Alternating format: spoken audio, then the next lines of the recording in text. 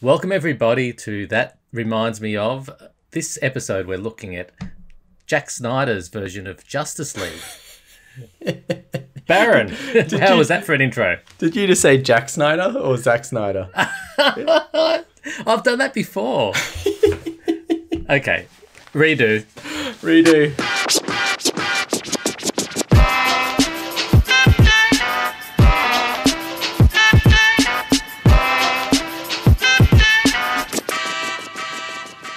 Hello everybody.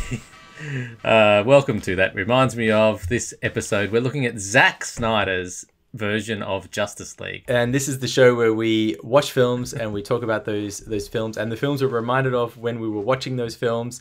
There will be spoilers, but everybody's already seen this film anyway in some various version of it. So it probably doesn't matter. Yeah, you're probably right. Although I'm not sure everyone has, but you know, maybe if someone's clicked on this video or podcast to listen to, they probably have. That's right. So Zack Snyder, he originally was the director of Justice League. Yes. And then was replaced by Joss Whedon, yeah? No. Is that a story? Is that really the... Zack Snyder stayed right through, didn't he? Or is there really a Joss Whedon replacement of Zack Snyder in Justice League? Zack Snyder directed the initial Justice League. Yeah. Halfway through the project, it was taken over by Joss Whedon. So the previous version is a Joss Whedon version. But it's still credited as Zack Snyder, though. Yes, but it's a Joss Whedon thing. Like it. Oh. I think halfway through there was a reason why Zack had to leave the project. I think it was something a bit sad from memory. I think he just had to leave.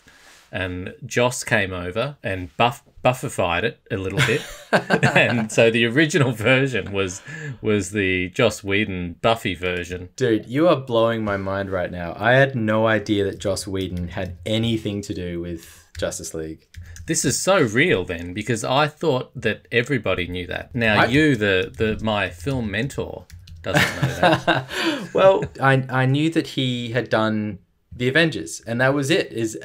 In terms of like superhero films, and I had no idea this was part of the story, and it's confusing me because there's nothing in Justice League that makes me think of Joss Whedon. Honestly. Yeah. Okay. Well, that's because you haven't seen the first one. But I have seen the first one, but ages ago. Ages ago. Sorry. Yeah, I saw it when it came out. I haven't rewatched it this time around, and you're just blowing my mind right now. I don't know why Joss Whedon would want to come on board Zack Snyder's Justice League. Like, I just don't get it. In the first place. Well, he hasn't come on board for this version of Justice League. Right. He's been erased from history in this version. I know, but in the original, it was still Zack Snyder's Justice League, sort of. You know what I mean? Like, it had all the hallmarks of a Zack Snyder film. Wow. Yes, but it wasn't true to Zack. So this is the fairy tale. Okay. This is the fairy tale background. Well, tell me the fairy tale. Yeah, the original wasn't true to Zack Snyder's vision because he had to leave the project halfway through. Joss Whedon took over, trusted pair of hands with superhero films, and and created a new film. Oh my God. And then Zack, ever since, has wanted to release the version that he originally intended. And this is that version. It's been hotly anticipated. This is me with popular culture. I'm not normally the pop culture guy, but I know this stuff. Oh my God! See, so I had always assumed this is the non-fairy tale version. This is just like the Baron, his imagination version of this, right? I always just thought that what we had was forget Joss Whedon. Zack Snyder had shot a ridiculously long, bloated film. The studio had gone, why have you shot 4 hours of footage? That we're making a 2-hour film here. Then they'd come in, cut the hell out of it, just took all the boring bits out, jammed as much of the action together as they could figure out how to make sense of, and then gone, that's the film. And forever after, Zack Snyder's just been fuming about it and finally talked someone into allowing him to do the 4-hour version. That's not the story. That's not the story. What you're thinking about is Apocalypse Now. Okay. Wow. Well, research pays, I suppose. Like it's worth doing occasionally.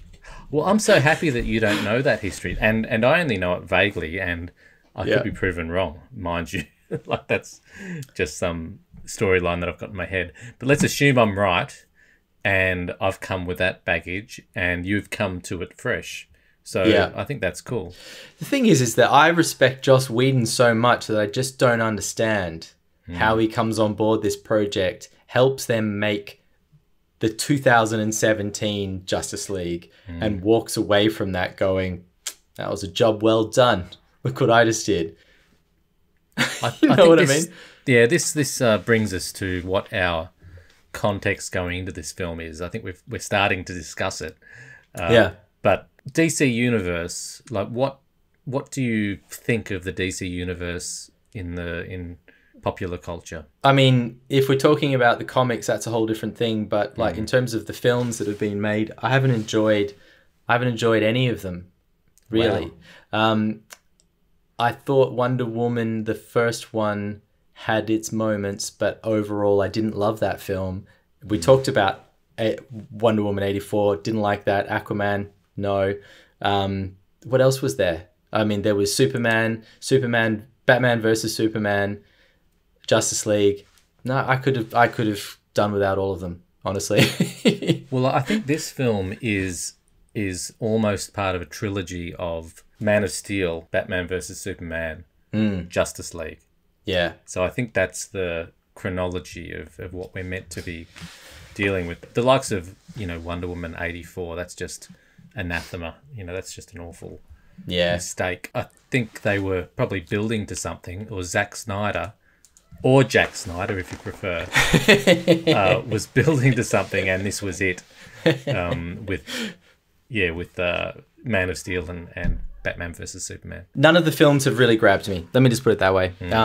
I think there's been a solid attempt at like a dark, gritty superhero universe here, but it's overshadowed by other films that have done it better, and that's been my problem with the series. And it just feels like they're kind of grasping at something and never quite getting to where they actually want to be with it. I've always put it down to that it seems like a studio that has a vision for what it wants, but actually doesn't really know how to make that vision into reality in the way that Marvel's done it, for instance. Yeah. Clear vision, whether you like it or not, they've gone at it and they've been successful at achieving that vision, I think, generally. Yeah, Marvel's got a strategy. Yep, exactly. Yeah. But with DC, like I just think, as a kid, with the comics, I didn't know anything about Marvel. I only knew about Superman and Batman and that sort of thing. So I think I was DC in my bones. Yeah. And then I was also a child of the original Superman films. So that was my introduction into superheroes. Yep. And, of course, there was the Batman, the kitschy Batman of the 60s. And then came the darker Batman films. Both the original Batman films, which were darker than some of the other things, but then they got particularly dark with Chris Nolan and that sort of stuff. So I think there's a lot of baggage that comes with the DC universe, and this was like a perfect opportunity to bring it together. It's like almost the moment had arrived when it's all going to come together, and the previous version of this film, I think, failed at that. And also, because Batman is such a leading figure in this, and I guess that's probably since Batman versus Superman and that we had Affleck appear as Batman, for me, it's just never quite worked, because Chris Nolan's Batman series are just so much more together and solid and striking, those films, then even though The Dark Knight's really the standout, but as a collection, like, they're so much more powerful in terms of how they've been put together and the vision, that it sort of, in my mind, doomed this series from the start. Like, it just didn't have a chance. That's fair. It would have been nice to have joined those up. I always feel like it's been a waste of my time whenever they reboot a series. Yeah. I think, oh, Christ, I was just getting into it. Like, Spider-Man's a perfect example. Like, they how many reboots do we need? I know. I know, and I have such a soft spot for Raimi's Spider-Man. You know, like it's hard for me to go past that. The way he did it was with so much flavor and fun that it's kind of, you know. Then we've had 2 Spider-Man reboots since. You know, it's just a bit much. Anyway, we've got to start talking about this film. Yeah. Maybe before we do, just the original Justice League. I know you haven't seen it for some time, but I rewatched it before watching this one. So curious. What are your thoughts? Well, I had seen it, but it was forgettable. But my thoughts going into this one was on the negative. There were more negatives than positives. The Batman character played by Ben Affleck was ludicrous. I thought, like, I struggled to watch it at all. And I kept writing notes of these awful bits of dialogue. There was Batman and Wonder Woman. They're drinking whiskey at some stage, and I just thought that just doesn't. None of this makes sense. And beyond Batman, all the characters were so shallow. It was really, I don't know. It was boring. It felt like a Transformers movie or something, where it's all action, action, action with no actual character development or anything like that. Man, you've got me so. I mean, I had this pegged. I was like, that's clearly what happens when you've written a 4-hour freaking movie, right? And then someone comes in and goes, well, we have to lose half of this. Yeah. That's what happens. You end up with just plot banging into the next bit, right? And all the joining pieces that sort of make it rich are lost. And so that's what I had in my mind. But you've thrown the spanner in the works with Joss Whedon, and now I'm confused. I don't know what's happened here. I mean, obviously there was still a script to start with, and Joss Whedon inherited this script, I would imagine. I don't know if he did any rewriting, or it was too late. They were already shooting by that point, probably. Well, there must have been rewriting, and there must have been editing choices, clearly. Yeah. But if I just I'll give that film one positive. And that is, given that clearly the studio has said this needs to be 2 hours or whatever it ends up being, and put some ludicrous parameters around it, they probably said this needs to be 2 hours and it needs to be more like Avengers. I'm tipping. Something like that. Absolutely. Yeah.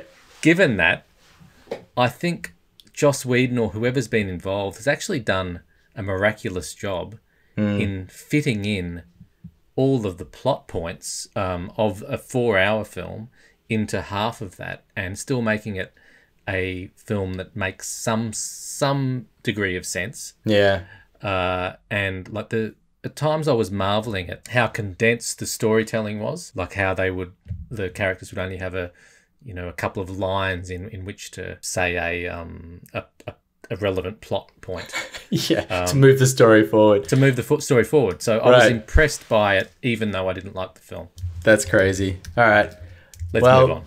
I just, I'm just quickly looking up when Avengers came out. Do you remember when that was? Some time ago now, I would have thought.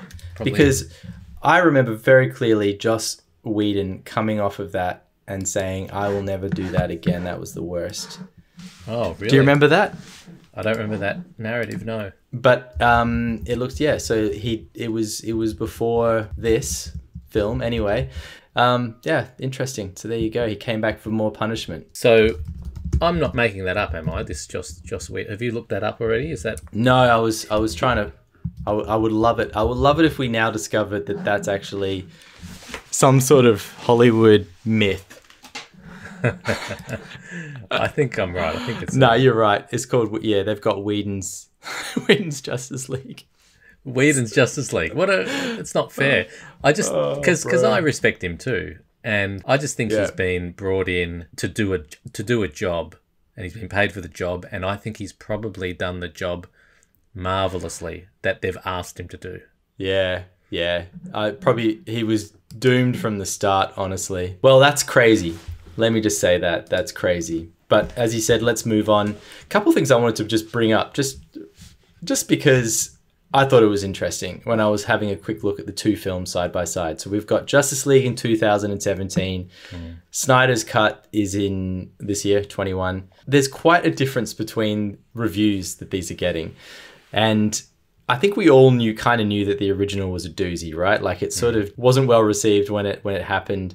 IMDb has it at 6.2 stars. Rotten Tomatoes, the critics gave it 40%, audiences gave it 71%, and it did run at 2 hours. Then Snyder's version, IMDb so far 8.2 stars. Rotten Tomatoes, critics are giving it 71, audiences 95%. Like it's got a very high rating from audiences, but it's 4 hours and 2 minutes long. It's interesting that we've got this very, very long film, and it overall is being reviewed much higher than the original. I think that there's a lot in there that's still not great. You know what I mean? And I don't think the extra 2 hours has necessarily saved it. However, there are some things in there that are pretty cool. So maybe we talk about some of the good things. Yeah. Wow. Okay. We took a while to get to the actual film, didn't we? Yeah. Yep. Yeah. Yeah, we did. That's all right. It's a journey. Can I start with a question to you? Sure. 4:3 aspect ratio. What did Bullshit. you think? Bullshit. Really? I thought you might say that. Honestly, I was just like, this represents everything that people were kind of complaining about with this 4 hour cut. And I think it's another sign of where Snyder kind of falls flat, is that there's some real genius in there and there's some beautiful filmmaking in there, but then he can't help himself. He has to make it 4:3.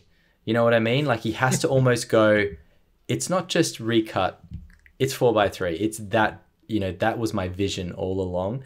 And I just can't imagine that was ever his vision. Like to put a film out in cinemas in 4:3. Really? Like would that ever fly? Like this scale of a film, you know what I mean? Mm-hmm. But then again, you watch it and you start to get used to it after about 2 hours. Oh, I thought 4:3 kind of worked for me here. Yeah? Yeah. Well, firstly, it is a stark difference to the first one. So it's a visual cue that, hey, you're watching a different film. Yeah. So I thought that in itself is enough, and I probably agree it wasn't his original vision. He probably says that it was, but I would hesitate on that. But when you're watching the same film again, I think I want difference, and I want to see a different vision. And this did it for me, and I found that I just enjoyed just pondering the different aspect ratio. And for the first time, I actually thought I was seeing more. You know how normally you just think, oh, it's just been cut on the left and right. This time I actually felt I was seeing more, top and bottom, which is just an optical illusion, but it worked for me. You know what? You actually might have been seeing more. I would be curious to see, because often they shoot the thing at like a full frame and then they letterbox it. And maybe you are seeing more height, you know what I mean? Because now he's taken that letterboxing off and put it on the sides instead. Interesting. Well, I'd that's be curious the case. to see. Yeah. My gut feeling is that that's probably not the case. I think it was an afterthought. They just I think so too. They just cut off the sides. But... I absolutely think so. Yeah, a couple of the shots were framed in a way that felt a little uncomfortable to me. I was like, we're almost losing half of Aquaman's head here. You know what I mean? But he gets away with it. He does get away with it. The balls. I mean, you can do that when it's not going to go into cinemas per se. Like it's more of a streaming release, and the studio's already made its money, and this is like a kind of an arty version of it that's going to come out later. So suppose you can get away with all sorts of things in that case. I think I'm just sensing that I'm a bit more positive about this film than you are, because I quite liked it.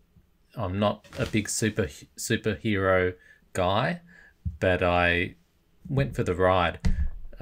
One of the things that stood out and it really made an impact on me was the chapters. Yeah. So this was broken up into six different chapters. The original wasn't. What did you think of that? Like, did you like it or hate it? I think it worked for the length of the film that we have. I think it actually helped to kind of break it up a little bit. And, you know, if it was a shorter film, I don't know if you would need it, you know, but the fact that it is such a long film, it kind of helped. This whole thing actually started to feel a little bit more like a mini series than a film, partly because of the length of it, but also the way it was broken up into chapters. And there was, you know, each chapter almost had its own character that had a backstory, which is what you see in TV shows all the time. It started to feel a little bit like TV in that respect, just, you know, uber cinematic TV. Yeah, and I watched it like that. So I didn't sit down for 4 hours and watch the whole thing from start to finish. I watched it episodically. And I think you watched it in one go, yeah? I did, and I would have preferred to have seen it. Like, I actually almost would have preferred if this was a limited series. I think it would have worked better. People would be more forgiving of the length in that case, for one. And the fact that it's got chapters built into it, like if each of those was an episode, it should actually be kind of cool. I thought the original, the first chapter was called "Don't Count on It, Batman." When that came up on the screen, I actually got all these emotions come up in me. Almost reminded me of the 60s series, you know, when you've got Batman and Robin, with Robin making wisecracks back to Batman, and it sounded like something Robin would have said in jest to Batman. And I liked that reminded me of that history of the DC universe, but also the tone of the film up to then had been set up really dark and very different to the original. It was kind of bringing the best of the Batman Begins and all that sort of Dark Knight stuff and the 60s stuff that we all know into the same thing. It was it was That's interesting. Good. I didn't have that reaction to it, but you hate it. I can see that. No, I didn't actually hate it. That's the thing, is I think the first 40 odd minutes I was actually sitting back going, this is beautiful. There's a lot to love here, you know. It's moving along. It's beautifully made. You can see the vision that Snyder has brought to this, and it's coming through in a good way. Like, there was nothing too cheesy about it in that beginning part, you know. And then it just started to feel a bit long, and I started to get a bit tired of the really, really in-depth long backstories for each of the characters. And it's funny because it's almost bookmarked. Like, it's got a cool beginning, there's a very long drawn out middle section, and then the end is what you kind of remember from the original film. And that feels almost a little bit pulpy and ridiculous compared to everything that's come before. So I had some mixed feelings about this film, honestly, on that level. Like, parts of it I actually thought were great. For instance, I thought that Wonder Woman is about 100% cooler in a Zack Snyder film than she is in any of her own films. You know what I mean? Like, the way he treats her and her action, she actually looks like 100% more badass than she does in her own films, I think. Well, in the 1984 one, that was just ridiculous. In particular. Yeah. In particular. I read or heard somewhere that, you know, the original scene where she's really introduced and she's foiling some plot of some crazy guy trying to end the world. Yeah. They initially cut 4 minutes out of the scene without sacrificing any plot information. Yeah. But I just remember watching that scene thinking, I'm getting so much more out of this than I did with the original. There you go. So that's 4 minutes of just, I don't know what was cut. Her kicking ass. Yeah, I think so. Yeah. Because she comes off great. She really does, you know? Yeah, she does. Yeah. And like, I really hated her in the 84 one that we saw. Yeah.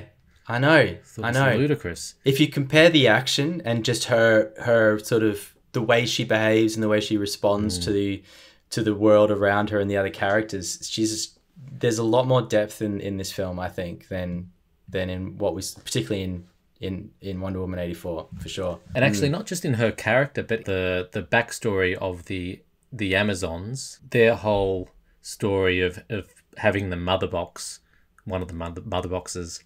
Right. And Steppenwolf, that scene where he takes the mother box and they're running away from him. That was epic. It was epic. You know what? So in both the Wonder Woman films, I've really disliked the portrayal of that island and just disliked it. The beginning of each of the two films, it's just a bit. There was something that didn't feel right about it. Whereas I think in this film, the portrayal, it's a lot darker and it feels a lot more grounded. It's got a bit of a 300 vibe to it. That's fine, but it just works. You know what I mean? Yeah, I was thinking 300 as well with some of the animation. Yeah, of the Greeks or whatever it was. The emotional weight of when the hometown is destroyed is quite poignant. Like that's a real moment when this place that's existed forever basically gets blown up and falls into the ocean. What Snyder's brought to this, there is a lot of emotional baggage, a lot of emotional weight. It's darker. I think all of them have tried to be dark and gritty. This feels like it achieves it in a more so, you know, in a more authentic way, at the same time as being, you know, visually over the top, which it can do. It's sort of there's this weird thing going on here where at times that visual style of his and the weight and the grittiness and the darkness all just gels beautifully. And then a couple scenes later, it feels like he just takes it too far in one direction or the other. And it's almost like he gets so caught up in it that you suddenly, it's all about the slow motion lightning, or it's like Wonder Woman doing this like for the 50th time. And you just sort of like, I get it. I get that. That works, but we've done it too much now. Like pull back a little bit, you know. I think that's where it kind of got me. You know, it just gets overindulgent. No, I think it's a fair call. I think I'd just come off the original one, so I felt there was so much lacking in character development that I lapped up every bit that I got and thought, okay, this is just adding to my knowledge and appreciation of the universe. That's a great point. I mean, if you're comparing the two, I mean, I can't remember the original as well as you would, but I remember feeling that it was very shallow and quite forgettable. Like I saw it, went, that's a bit over the top, you know, nothing that I'm going to really take away with me from that, and sort of just forgot it. This I don't think I'll forget as quickly. Like I think there's a lot in the Snyder 4-hour version that is great. Yeah, I agree. I actually think this is the sort of film that kids today, like the kids that are watching it, will remember as the, you know, this is what this universe is. Yeah. And maybe there'll be, you know, movies to come that embed it. But this is a real great starting point, I think, for a franchise. That's interesting, isn't it? Because obviously it's not the starting point. So what we're talking about is almost a reboot, but within the same boot. It's a reboot within the boot. Yeah, I don't know what they've got what they've got slated, but I think they should explore this universe a bit more now, because clearly audiences are liking it. They've reacted well to it. Absolutely. I mean, I've looked online. I've seen a lot of my own filmmaking friends, and there's a lot of others out there that are going on about how self-indulgent it is, and how you know, this is why you should never let a guy write a 4-hour script and then go out and film it with all the money in the universe. And there's some outrage out there as well. However, I don't really feel that. Like, you know, I think I watched this and genuinely enjoyed a lot of it, and then other bits I went, well, that's a bit much, but it didn't ruin it for me, you know. Should we just talk quickly about some of the characters? Because there's so many of them, and you could talk about each of them for half an hour. Batman, talk to me. I don't know what to say. I think Affleck was set up to fail, unfortunately. I just don't think for one, Christian Bale's Batman is all over this performance, but like Affleck's trying to do the same voice as the Christian Bale did.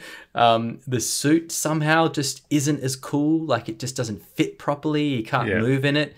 And then big problem. This was, for me, was just like the biggest problem is you just should not put Batman in a room with a bunch of gods. It doesn't make sense. It doesn't. I get that this has come from the comics. So it's legit on one level, but like when you put him in a room with a bunch of gods, he's just gonna look lame. You know, he needs to be fighting against other humans, like Joker. Yeah. You know, I agree. I've got a slight counter perspective. Awesome. Hit me with it. Watching Affleck's Batman in the original Justice League, I've never seen anything so ridiculous in my life. I was pausing regularly to like write down quotes of that were just so bad. Yeah. So ridiculous. In this one, I felt he redeemed himself a little. Like there was, I saw him as very human, and that's exactly the points you're making. Really, that he's this bloke among gods, and I thought that came across, and even the look of the suit, how ridiculous and stilted he was. Like it's a ludicrous suit. It's a ridiculous suit. But he's a human, and he's trying to protect himself.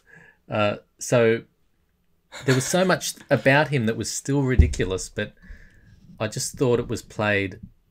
When you compare it to the previous version, it was played fairly well, and I regained some respect for that portrayal of Batman, and that's only because it was coming from like a way negative base.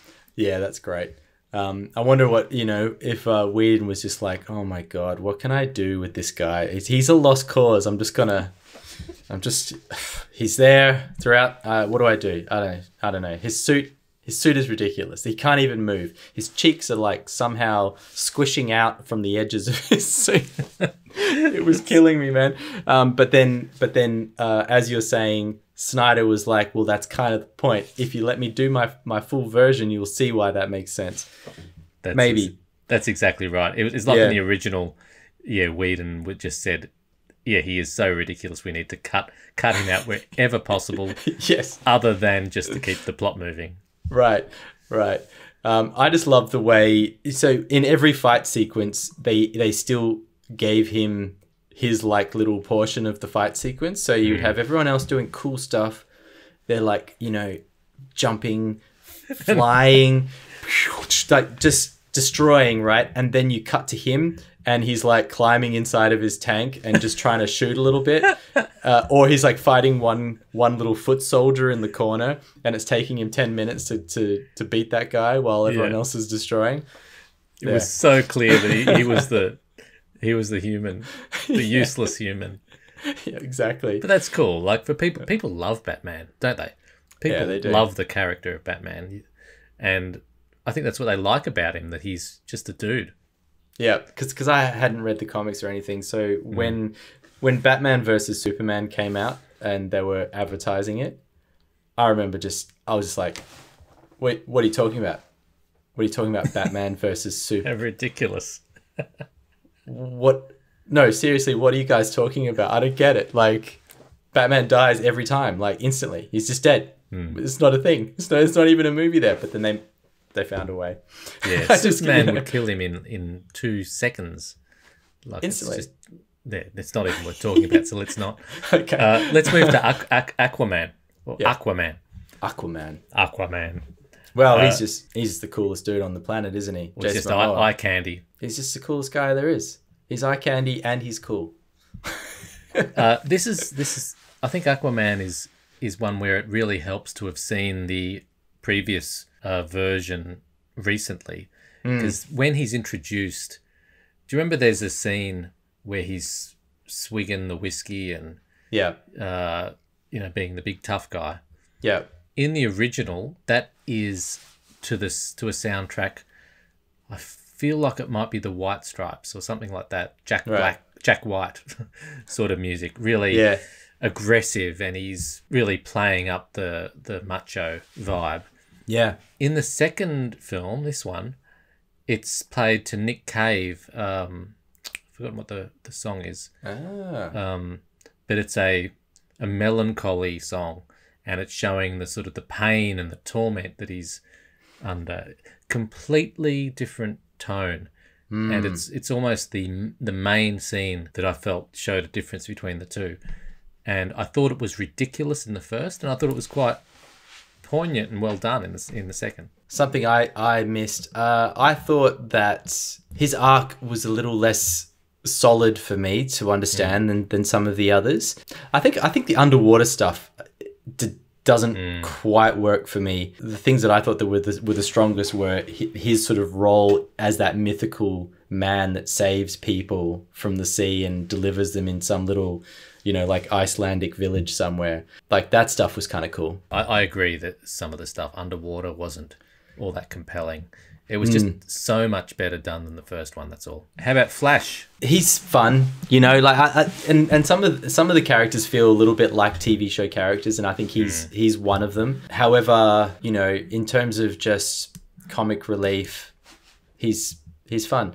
The characters that they have to work with aren't as strong as a whole, as the Marvel universe. Like Flash and Cyborg, like interesting backstory for Cyborg in particular, but in the mix, like as your Avengers or Justice League, like they just don't, as a whole, they just don't feel as strong. And there's some of them are quite weak, I think. Yeah, I agree. The main ones, like you got Batman, Superman, Wonder Woman, fine. Yeah. When they start going to their B list, it gets a bit lame. Yeah, and the thing is that the Marvel, the Avengers, the A list is so long. You know what I mean? Like there's a lot of A-listers there. Yeah, although when I was growing up, they weren't A-listers to me. Yeah, right. The DC ones were the A-listers. Yeah, interesting. I don't know if it's just the year I was born, but so the Marvel characters only appeared to me through the recent films. Yeah. So I think maybe just Marvel have done it a bit better. They just handle it better. Yeah. But Flash, there was that great introductory scene where he went into slow-mo with the accident. What did you think of that? With the girl, I thought that was excellent, but she never comes back. That disappointed me. I wanted a little something right at the end of the film where a little rendezvous with that same lady, because it was such a standout moment. Yeah, true. It was great. That was great. It was a great intro. Yeah, well, that was missing from the first one as well. That whole thing. I kind of vaguely remember the. Oh, really? I feel like I do remember a bit of it, but I could be mistaken. If it was in there, it wasn't played in the same way. Like this was really played long, like excruciatingly long in a way, because time had slowed down and they really dove into that, and I thought it gave his character just a lot more resonance, and we knew who he was, knew a lot about his humor, but also his. How his mind works. I agree. I think that was really strong. It gets a little bit hinky for me when it starts getting into the whole plot point of him going so fast that time reverses and creating electric shocks and things like that. Like that started to feel a little, well, I don't know. Maybe it's fine, but there's just something about watching him run in slow motion that gets old quickly. I don't know why. Yeah. No. Yeah. Fair enough. I love the way we throw out a positive or two, and then I just get down on it, or for each of them. Oh no, I think we need that because it's not a perfect film. Yeah, like it's 4 hours. Like you're gonna have to pick some dodgy bits about it. I could pick several, and not the least of which is in the epilogue when Batman is in his costume but has some leather jacket on over the top. Do you remember that? Yes. Also, this shot behind me, right, that I've got in my background, where I think this was the final shot of the whole film. Yeah. They're just all standing there looking at something just because it's a cool posing shot. Like, there's a bit of that in this film, and it just struck me as one of the issues with it, that, Snyder cannot walk past a cool posing moment. Like there's so many throughout the film, but then to put this one at the end where they're all just standing there posing, like full on power posing and watching the sun rise together or something, it's crazy. That's such a good point. I remember like there was Wonder Woman when she's on the Statue of Liberty, I think it was. But particularly the Batman ones, because he has a couple of power poses. And I just remember thinking, how long has it taken that human to get up to that spot just for the pose? And he can't actually move, you know? And he can't, he's all stiff and... Yeah. See, there was something, because Nolan's Batman, like, you believed it. You believed he could get up there and he would be fine, right? And he probably wouldn't have done it anyway, but this guy, he's up there. He can't even turn his head, right? A stiff breeze comes along and he'll probably slowly just like topple off the edge and not be able to do anything about it. Yeah. He's ridiculous. Yeah. Let's see. Do we want to go into reminds me ofs? I think we should. We've gone a bit long. We have. That's right. There's so much to talk about here. Have you got one you want to start with, or do you want me to start with one? I've got a few, none of which are very impressive because this is a superhero movie. What do you do? Justice League Part 1, obviously. Justice League Part 1. Did it remind you of that a little? I'm just going to throw out the Avengers just because it's a talking point and we've discussed it. But that's a clear reference for the film. And they would have been looking at the success of the Avengers, obviously, and they brought Whedon on, who, you know, went through, who did the Avengers. So, clear. That's a clear one. How odd, though, to have two rival universes and to bring on the same guy to do both. I just wish they'd found their point of difference, found their lane, and then ran with it, which I feel like this is what this movie's doing. Yeah. Rather than trying to mimic the success to the point of getting the same director on. Like, it just seems so lame. I don't want to be too dark about executives, but, you know, like, I just wonder if they went, oh no, we've lost Snyder. We actually don't know what we're doing now. So let's just get the guy who's done one of these before in, you know? Yeah. Yeah.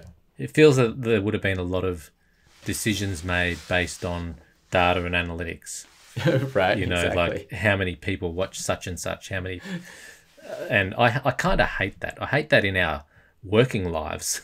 Yeah. When you base things on, you know, just numbers rather than creative instinct. But absolutely, this feels like you know, what might have been the problem. And you can't beat those people because they've always got the numbers to hold up, you know? Yeah. I can think of a couple in our workplace. Yeah, absolutely. Absolutely.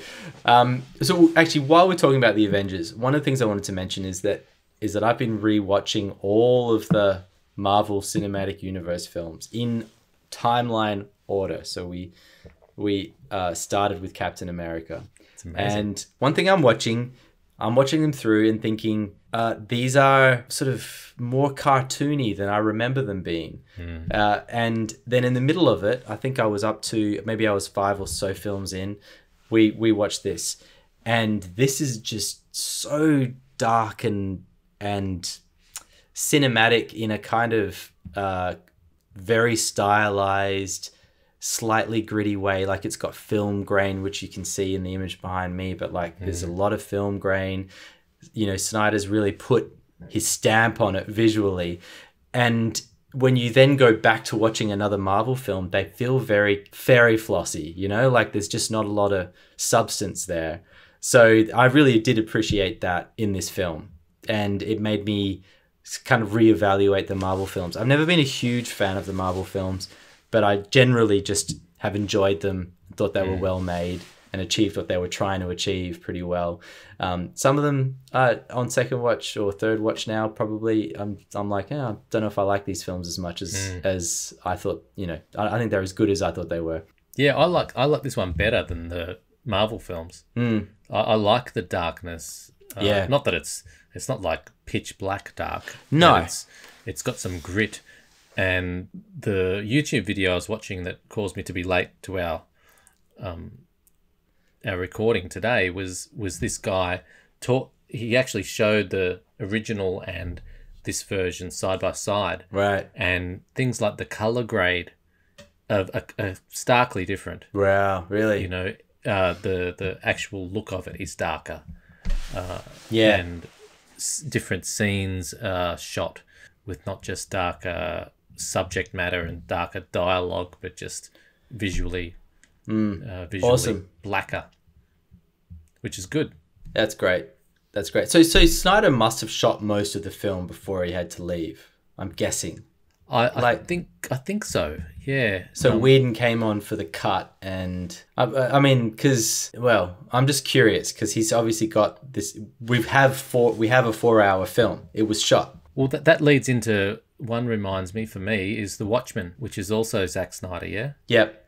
And I don't remember it very well, but I remember the mix of the darkness in there and the grittiness of these superheroes. Totally agree. There's something of that makes its way into this. Totally, and it's been a while since I've seen The Watchmen as well, but like that was a film that I really enjoyed, and I think tonally this film is getting in that it's in that zone and kind of working on that level. Yeah. Although I would say not as well written a film as The Watchmen. I thought Justice League was written reasonably well. Mm. So I don't have complaints about it. Yeah. It felt like the same universe, which I think is good. We've already talked about it a bit, but I had The Dark Knight down as an obvious one, because we've got Batman, Gotham City. I just think The Dark Knight is just such a great example of that universe that it's hard to look past it. Like, I think everyone's going to be looking at that one in particular for a long time when it comes to Batman. And I just wish to have Justice League, but have some of that sort of Dark Knight goodness filter through would just be awesome. Also, there's that sort of extra bonus at the end of the Joker appearing in this film, and it's Jared Leto doing basically the Joker that you see in The Dark Knight played by Heath Ledger, like something very similar and also very different to what we saw in Suicide Squad, although it's the same actor. So I just thought that was really interesting, that Snyder obviously had in mind something a lot closer to Heath Ledger's Joker. Yeah, that's a good point. I can't remember the Suicide Squad version of the Joker, so I can't pick the differences, but I did enjoy just that nod to other films and to the extension of the universe that might be to come. Yeah, with the Joker and Harley Quinn and that sort of thing. Yeah, so I like that. I was reminded of the Justice League cartoons that I grew up with, where I think it was called the Hall of Justice. Do you know any of this stuff? No. I'm marginally older than you, so I remember so fondly having grown up with Superman and Batman, Wonder Woman, and then there was this cartoon series where they all got together and they had this, they stood around a table and fought crime. I just thought I loved it as a kid, and there were just nods to that towards the end when Ben Affleck was like buying property basically for their headquarters. And they said, 6 chairs, room for more or something. Yeah. And that just gave me a nice feeling that was that's cool. Going to extend, and seemed like a nod to my childhood. No, I haven't seen any of those, but I can imagine. And I have a really soft spot for those sorts of cartoons when I was young as well. And I imagine it's interesting because, like, I think a lot of these filmmakers would have watched that are making these big superhero films, would have watched a lot of those same sorts of series, and this is them adapting what they saw as cartoons, pretty simple cartoons, into full universes on the big screen, which is fun. That's what it felt like. It felt like someone who had come from the same background as me, and is now getting the chance to bring it to life. That came across. So good on you, Zack. Yeah, good work. Okay, so this is a bit left field, really, but I kept thinking of Ocean's 11 when I was thinking back on it, because is that the whole bringing the band together? It's like bringing the band together vibe, because as opposed to Avengers, which they just sort of get pulled together by Shield in a it's not even part of the story. They're just all together suddenly, except for Nick Fury appearing at the end of every film. This had a real like, George Clooney going out and getting all the guys together. But it's Batman. And then, of course, each of them have their own little backstory that you get to watch. And that felt in keeping as well. So, yeah, it just made me think of Ocean's 11 quite a bit, like the superhero version of Ocean's 11. How good are those moments when you see the cast being assembled and when every one of those cast members, like in Ocean's 11, is an A-lister. Yes. And you just think, oh, this is, I came to watch George Clooney, but now I'm getting, I don't know who else is in it. Matt Damon. I'm getting Matt Damon as well. And that other guy. I'm not sure this is quite the same. You're getting Ben Affleck and then you're getting some unknowns. Yes. But still, there's that they're superheroes, so you do feel like you're building an army. Yeah. And it's very Avengers, really. Yes. And they're all going to have their own little moment. They're all going to have, that power is going to move the plot forward at some point. So we've already talked about the Zack Snyderness of it all. I had, 300, Sucker Punch. Yeah, we've mentioned a couple other titles. Like, he has a very distinctive style. So all of those are, of course, popping into your head the whole way through. On another note, I was just looking at what he's got in the works at the moment. He's going to be releasing a new zombie film to Netflix soon, which is a follow-up to Dawn of the Dead, which is actually one of my favorite Zack Snyder films. Wow. I loved Dawn of the Dead. I'm a huge fan of the original Romero films. And I was really worried when I heard there was a remake coming out, but I actually liked it. I thought he did a good job with it. So I'm interested to see what Army of the Dead will be like. Is that a Romero remake as well, or is it a new spin-off? Oh, good question. So I've kind of lost track after Romero started making his more recent ones. So I don't know if there was an Army of the Dead. I know, there were a couple other of the Deads that came out. There was one with Simon Baker and so I don't know if he ended up doing that or not. Good Simon question. Baker or Simon Pegg? Baker. Because there's also that. Yeah, there's also Shaun of the Dead. Shaun of the Dead. That's right. Yeah. Cool. Anyway, so we have to do that one when it comes out, May 21. Yeah, that sounds great. I've been getting into The Walking Dead recently because I'd fallen behind, so I'm trying to catch up on that series. So I feel like I'm in a zombie mood. Oh, there's so many zombies shows out, so it's endless. Awesome. I've thought briefly about Star Wars. I think I've mentioned Star Wars a few times on this bloody podcast.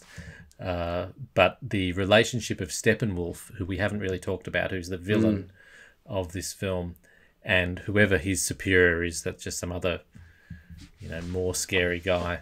Yeah.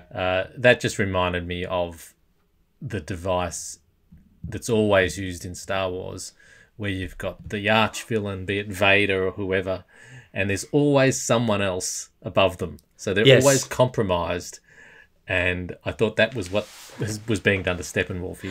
He's the villain, right. But he's got a district manager. He's got a district manager who's never happy. Targets are never being met.